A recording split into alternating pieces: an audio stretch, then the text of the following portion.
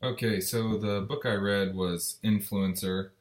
Um, this book basically talks about the science of leading change.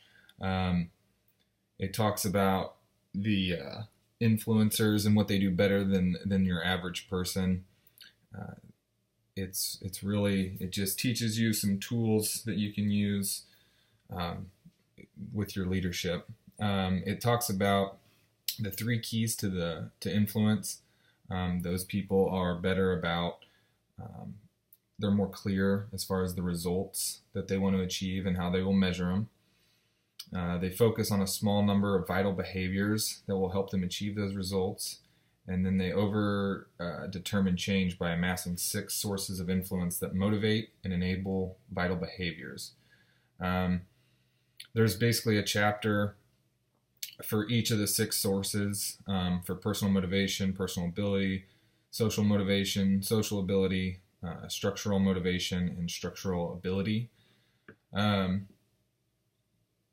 and it just basically goes in depth to explain what each of those are, how they're used, and they give examples through stories for each of those.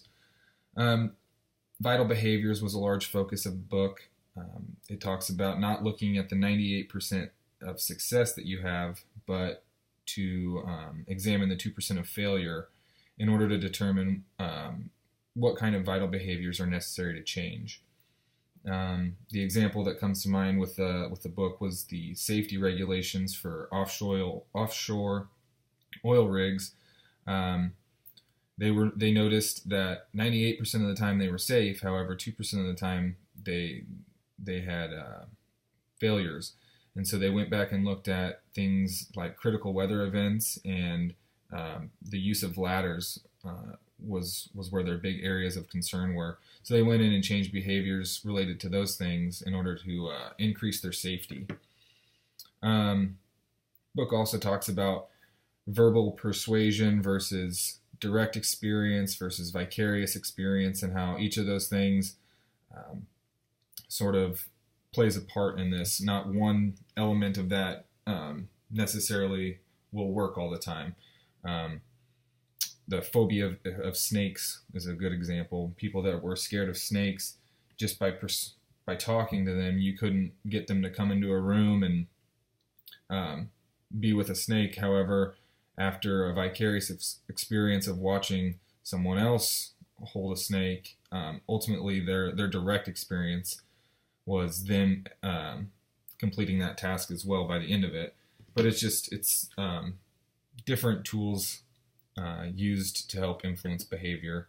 They also talk about storytelling is a viable skill. It's a necessary skill for leaders and influencers.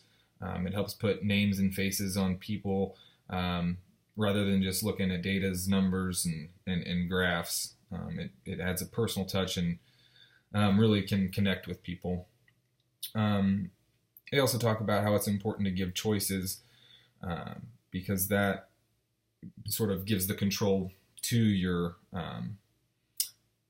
employee or whomever that you're trying to influence, versus just giving them a demand. So one of the statements they made was it's important to give choices, create direct experiences, tell meaningful stories, and turn things into a game when possible. One of the things I really took from the book was a quote from Arnold Palmer.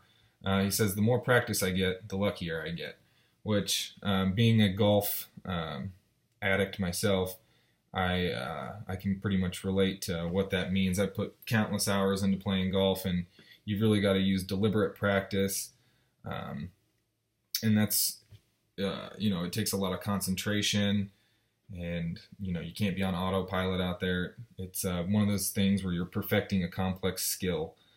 And you can't get discouraged with setbacks. It takes a lot of persistence, as the book says.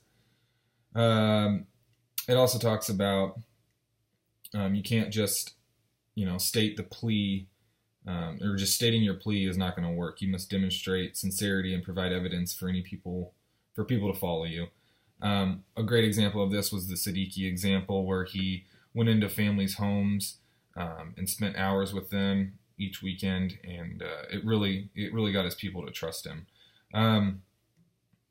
There's countless things I could talk about. Overall, I mean, this book really just it gives you a guideline on the tools needed to help influence others around you and just be a good leader. So that's my discussion. Thanks.